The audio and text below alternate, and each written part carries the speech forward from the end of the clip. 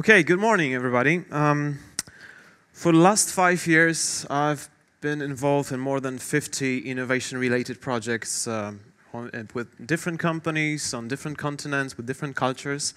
So today I would like to share with you some of my thoughts and learnings from this journey on how to build innovative organization. So, you know, at Innovatica, where I work, we tend to say that innovation is like cooking. Well, because you need some passion, you need some, some recipes, you need a clear process, and if you're successful and if everything goes right, you should have a really tasty product at the end. Actually, when I was preparing that slide, my wife came by and asked, "What's that?" And I said, "You know, it's a metaphor of innovation." And she was like, "Innovation? This is how to bake a cake." If you want innovation, you should invite probably a group of 4-year-olds, leave these guys with that stuff for 5 minutes, and then you're going to see innovation. So I should try this with my nephew. I'm not sure what my sister would say about it, but we could give it a try.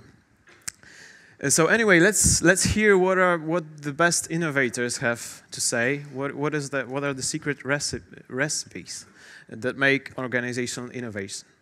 And I'll start with one short story about a conference in Barcelona when I went 2 years ago. And there was a big whiteboard on site, and the organizer asked everybody to place their ideas, thoughts, whenever they wanted on that whiteboard. And the first day, somebody drew a really big circle on the whiteboard and wrote, "Don't touch," in the middle of that circle. So I was really curious what would happen, with that circle, and nobody really wanted to go inside. Only the third day, when I was just passing by over lunch, I saw that there is a small text inside. So I was really curious. I went to see the circle, and I realized that somebody wrote inside, "The future belongs to those that dare to touch where they're not allowed to." Okay. Now, if you think about it deeply, we probably will learn that for some people who dared to touch, their future was not that bright and probably shouldn't be. But I think it's a good metaphor of innovation, because innovators have courage to explore. If you think how the traditional organizations look at their markets, you will find that they probably think of their markets as a quest for Everest. Okay, we know where we want to be. We want to be on that summit. We know everybody who is around. We know all the other teams that try to fight with us. So we have a clear goal. Well, I'll tell you what, innovation leaders, they look around and they see there are plenty of other summits they can take. There are lots of opportunities. They may not have the skills, but they're willing to try. So you can imagine, where would Nokia be, originally the producer of rubber, had they not decided to, pursue the mobile telephones. Or on the other hand, where would Xerox be right now if they hadn't decided to, stick to their core market, but explore some opportunities that were developed by the Xerox PARC, the research center in the 70s? They would probably be in totally different business at the moment. Okay, so this second hint. Know where you want to be in 10 years. Speaking about Xerox PARC, Alan Kay, one of the employees, once said, "If you cannot predict the future, invent it." So global innovators really want to see what's the future and spend a lot of time trying to look what the future is like. One of the greatest examples that I know is how BBC approached the risk scenarios to digital lives of children in 2014. And this was back in 2004. So they dedicate a lot of time and resources to develop different options and different scenarios. So if in your organization you have a picture like this, it's very much easier, to come up with strategic options and to find where we want to be and how to reach these goals. Okay, third ingredient is to see the world through your client's eyes, and we tend to forget about it. We say that pictures speak 1,000 words, but yet we prefer to go through hundreds of pages of reports on what our customers are doing, instead of just going to the field and checking and asking them, seeing how they do things. I was engaged in a couple of projects where we were really looking how people struggled with some products, and it was a great learning for us. Some companies like Chevron, they even once launched an innovation campaign asking their employees, please send us photographs. What are the strangest things that people do with their products? And they were really surprised to learn what are the strangest things they do. If you're thinking that we are living in a very hectic times and it's really hard to keep the pace with the recent development of technologies, I have a good news for you. Products may come and go, but if you focus on the job, on what people are really trying to get done, separate your thinking from the product that you're offering, you quickly learn that it's not that fast. Actually, people wanted to store and retrieve music 150 years ago, and they still do it now. What changes is the platform, and what changed is the satisfaction of using different platforms. So probably no one of you would like to receive a very nice fancy cassette recorder for your next birthday. Is that right? Because platforms change, but the job remained the same. So if you focus on that and you find the most important and unsatisfied jobs that your customers are trying to get done, you will learn that the products are not that important, but because there are different options, they can get the job done. But you will have much broader perspective. Discover your non-customers. And one of the greatest examples that I know is the Nintendo Wii. Do we have any Wii fans in the room? All right, some of them. Yeah, 5 years ago, who would have thought that the 60-year-olds or 70-year-olds people will be the heavy users of computer games? Well, this is the reality. This is changing. If you're looking, check the Ericsson Sports Bowling Tournament on YouTube, and you will see what I'm talking about. I mean, the way people compete, the older people compete against each other, is really amazing. So a small bit of an advice for you, for those of you who plan to buy a new Nintendo Wii. So if you plan to bring it home and unpack, please make sure that your grandma is not around. Because this may be the last time you will see, the stuff. This is how really the Nintendo approached the older people, and it was a huge success. So smart innovators constantly challenge their thinking about customers, saying, who are our non-customers? Who are unexplored customers that we can bring on board to our products or services? Find out your lead users. And Eric von Hippel defines lead users as some people who may have similar needs to yours. They try to solve their problems on their own. They use different strange products to do that. But they're out there, they're outside your industry. If you want to if you have any specific challenge, technological challenge that you want to solve, probably there are some people outside your industry who already had the same challenge and who got the solution. So some companies I work with, and 3M is one of the greatest examples of that, is that they learn that it's much easier to hire an external solution than just to spend lots of time trying to develop the solution on your own. So try to look around and see who else can help you in your quest.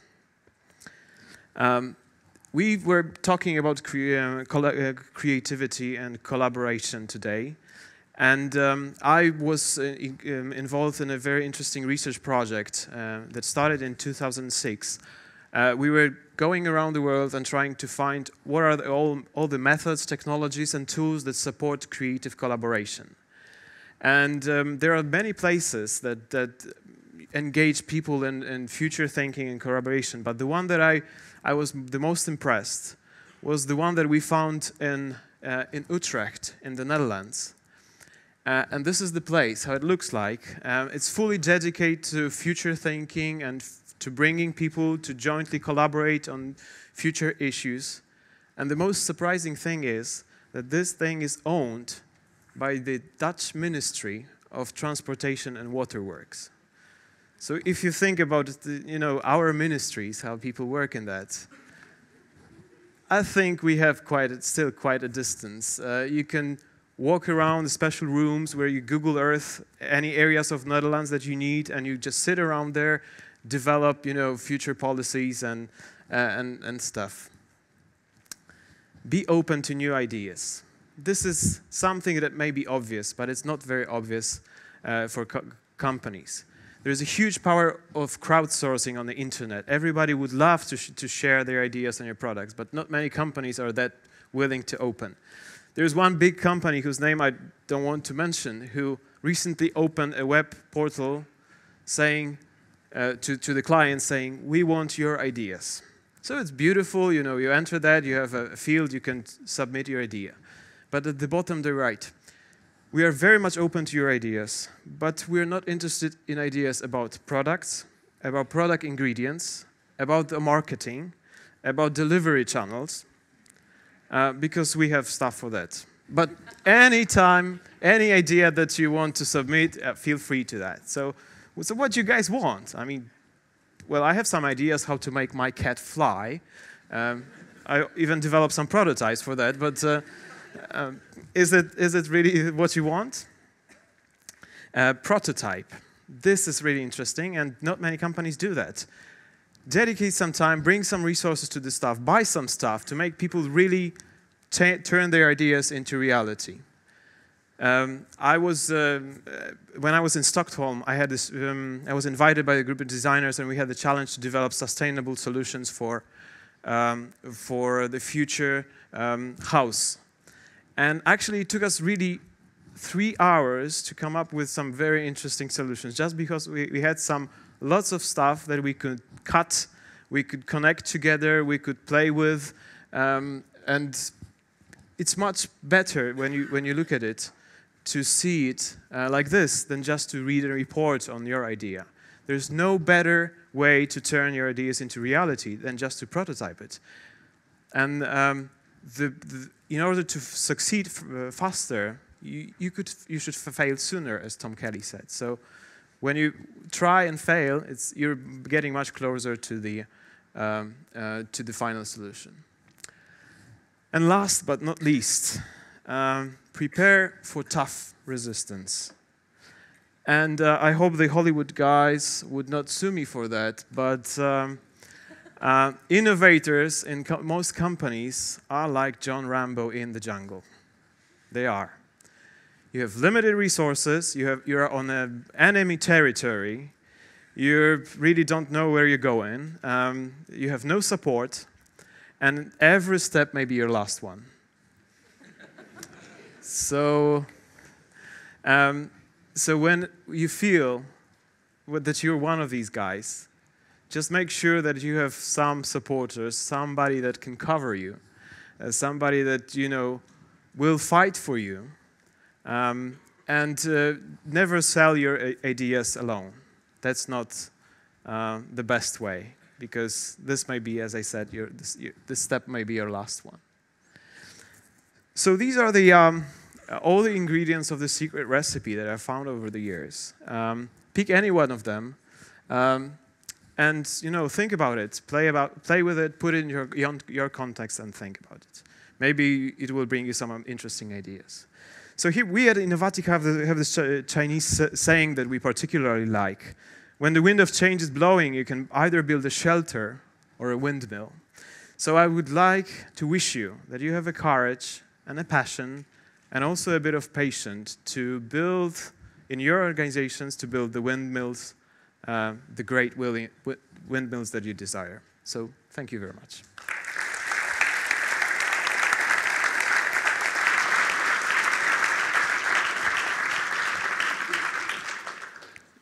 Of course, innovation is all about passion and courage, but you seem to have, if you like, drawn a real schematic of how to go about innovating. Mm-hmm. How much is it a science and how much is it art? Well, this is really a good question. I mean, that means he'll take at least half an hour. yeah, let's discuss it over lunch, okay? I think, well, honestly, I think it's both. You need to have some clear process so that it goes into the right direction, so you know what you're looking for. But then you need this creative element and this element of art to really come up with solutions that will surprise the market and your customer. So that's I guess, both of them are important. Cool. Thank you. Thank you, Sergiusz. Thank you.